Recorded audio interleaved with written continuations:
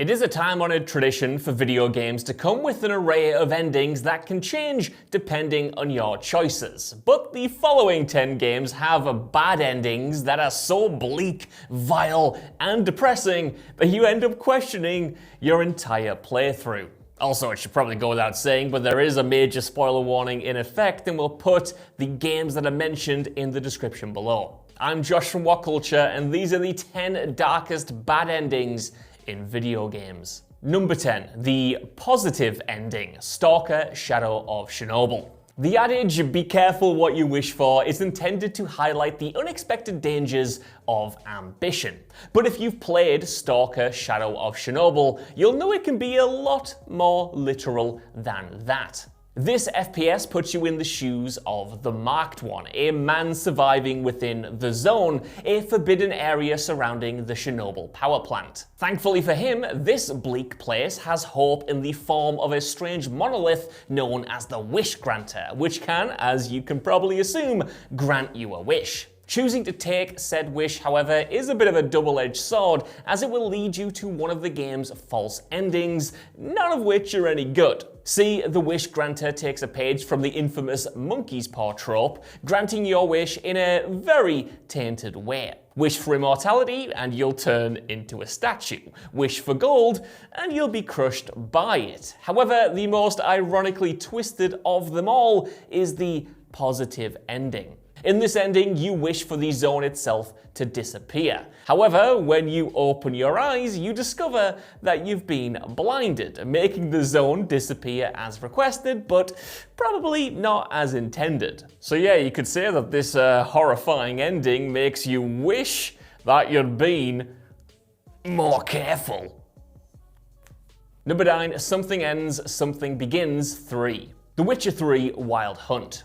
Playing through The Witcher 3 Wild Hunt is both a deep pleasure and a draining nightmare. Sure, it's fun as hell to play as Geralt of Rivia, but the White Wolf story is also one of tragedy and struggle, which feels all the more poignant with this downer ending. This epilogue occurs if Ciri dies when ending the White Frost. Geralt, stricken with grief and a healthy dose of guilt, journeys to Crookback Bog to confront the surviving crone, the Weavess, who has stolen his dead daughter's medallion. After beating her to a pulp and getting it back, Geralt is then consumed by despair, awaiting in the hut as the beasties that he's hunted the whole game now come for him. His fate is left ambiguous, but given that this is the only ending that doesn't feature an epilogue card for him, it's pretty clear that he probably doesn't come out that hut alive. And well, that is absolutely heartbreaking, but it's kind of your fault for making the wrong decisions. Number 8, In Water Silent Hill 2.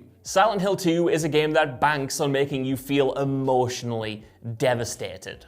And the array of bittersweet endings certainly help this feeling, and the worst of them all is definitely In Water, an epilogue and ending so downtrodden and saddening that it dives headfirst into just pure hopelessness. For those unaware, the game centers on James Sunderland, a man braving the horrors of the titular town after killing his terminally ill wife, Mary. The endings mostly revolve around his response to this grief, with some showing his acceptance of his past and desire to move on, but this ending is about as hopeless as trying to defeat Pyramid Head with a butter knife, as it shows James fully succumbing to despair. The In Water ending then shows as James admits to Mary that while he did love her, part of him also hated her for, quote, taking his life away, before then accepting that he can't forgive himself for what he's done. So he takes Mary's body, puts it in his car, and then drives himself into Toluca Lake. Yes, this may be a game that has joke UFO and dog endings, but it also boasts one of gaming's most gut-wrenching finales. Number 7, A Life to Paint, Claire Obscur Expedition 33. Alright, picture the scene. You walk into a gorgeous theater after hours upon hours of fighting gods and monsters, and now it's finally time for you to relax. You see all of your beloved friends, including the ones that you lost along the way, happy and full of life. Then you sit down and watch as your beloved brother appears on the stage and plays a little tune on the piano. It sounds like heaven, right? But in the world of Claire Obscur Expedition 33, this ending is a total nightmare. The "a life to paint" conclusion is what you get when choosing to side with May-El at the end of the game, and it's just downright horrifying. While everyone seems joyous, anyone who has reached this ending, like myself, will tell you that there's a deep uncanniness to it, as the whole thing is just a facade painted by May-El. She forces her brother to keep on living when he simply wants to be free, traps herself in the same cycle of grief as her mother, and is slowly killing herself as the canvas that she's in consumes her. This life of painting may appear pleasant, but it's one of the most horrifying endings imaginable for this character. Number 6, Helpless, Heavy Rain. Heavy Rain is a dark game that can result in some incredibly somber outcomes for all of its ensemble cast, all of which have their own good and bad endings. Madison, for instance, can have her insomnia and nightmares worsen, Norman can die of a drug overdose, and Scott can get away scot-free, allowing him to continue his killing spree. But when it comes to picking the absolute worst of the worst, you've got to turn your attention to Ethan. Because good God, the helpless ending sure is that. It's absolute pure misery. This ending depicts Ethan in a prison cell having been successfully framed as the origami killer. In his dank new abode, surrounded by origami, he is overwhelmed by his inability to prove his innocence and his failure to save his son. So, having given in to the depression, he then hangs himself in his cell. There is so much to hate about this ending, but perhaps the worst of all is just the sheer injustice of it. Ethan admittedly went through so much in an effort to save his own child, but now he's not only lost him, but dying in a world that believes that he is a monster. It's hard to imagine a fate worse than this for pretty much any character in the game. Number 5, Ignorance is Bliss, Persona 3. Imagine, again if you will, that someone tells you that the world is going to end, giving you 2 options. Option number 1, you can try to fight back against the upcoming apocalypse, and option number 2, you can have your memory wiped and live in ignorant bliss until the end of the world comes. That is one hell of a horrible choice to make, and it's one that Atlus put on players in Persona 3. This seminal RPG introduces you to the character of Ryoji, a transfer student who is eventually revealed to be the personification of death. I met a few students in my time like that, through rather convoluted means. They come with the tragic news that a monstrous entity known as Nyx is going to destroy the world, before then offering you an out. Choose to have your memory wiped and you'll watch as the characters live as regular high school students until the final hour of the entire world. While there have been other game endings that result in the destruction of an entire planet, there's just something so dismal and inevitable about this one. It's also all the worse given that the character of Aegis, a robot, remembers everything, watching on as her former friends hurtle towards extinction, completely unaware. Number 4, Tainted Pacifist Run Undertale. You'd think there'd only be one answer when it comes to deciding on the darkest ending in Undertale, that of course being the genocide route, right? I mean, it's in the name. Well, deciding to murder every single monster in the game leads to an ending so bleak and depressing that it will make you feel like the villain you are. And you even receive the punishment that you deserve as your evil counterpart, Chara, appears and kills you, the player.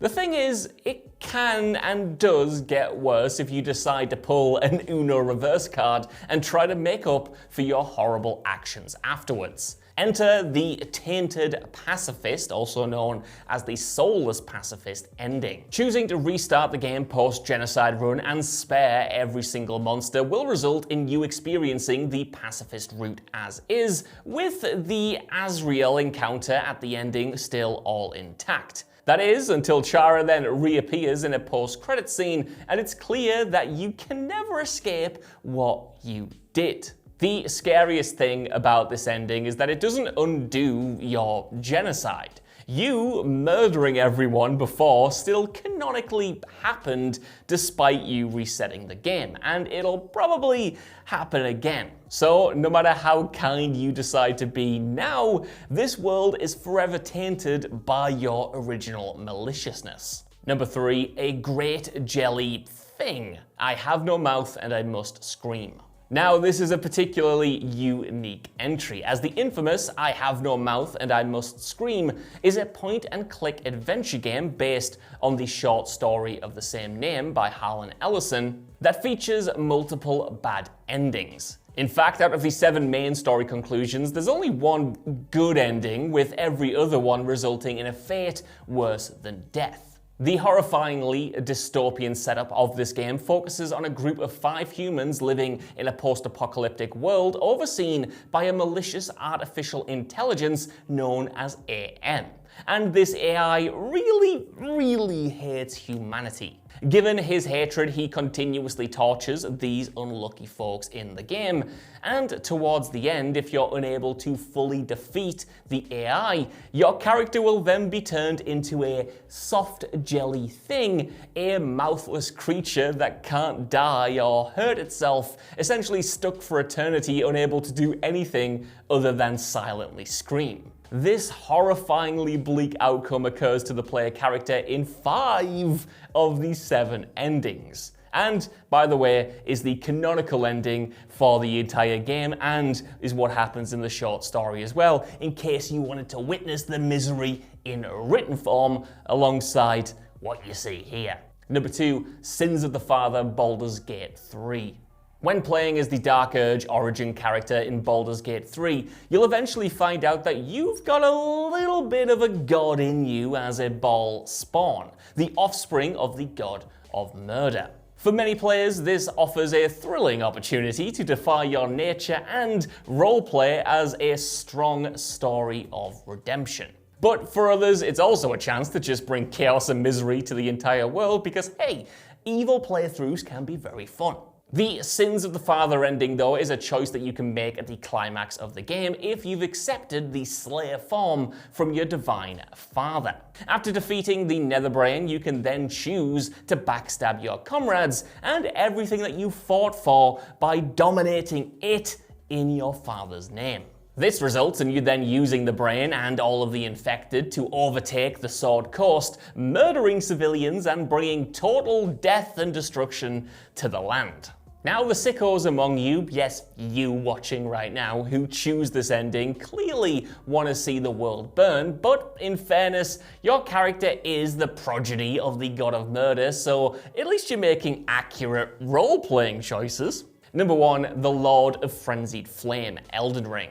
It's probably no surprise to see Elden Ring on this list, given that all but every ending has horrible implications for the lands between. However, some are definitely worse than others, and while the Blessing of Despair ending certainly could have made the cut, the awful implications of the Fell Curse are a little bit too ambiguous to earn the top spot here. What's not so ambiguous, however, is watching as you set the entire world on fire. Yes, all hail the Frenzied Flame. This red-hot climax requires some hoops to jump through, namely rejecting the mission statement entirely to become Elden Lord, and aiming to become the Lord of the Frenzied Flame instead. You can do this by meeting with the 3 fingers, not the 2 fingers, don't get them mixed up, and inheriting the Frenzied Flame. Afterwards, you can then spare Melina and burn the Erd Tree yourself, eventually becoming the Lord of Chaos, and using your fiery new title to douse the world in flame, burning everything down and spreading your madness to everyone. If Melina is still alive, she declares that she will bring destined death upon you as well, and getting a character who has always shown you kindness to want to throttle you is definitely a clear indicator of how off the deep end this explosive conclusion is. Whoa, so that's our list. Are there any bleak endings that I missed off here that you think deserved a spot? And did you get any of these and regret your actions? Let me know, and if you want to watch another video from What Culture Gaming, you can click on the screen right now or head to the channel for more great stuff.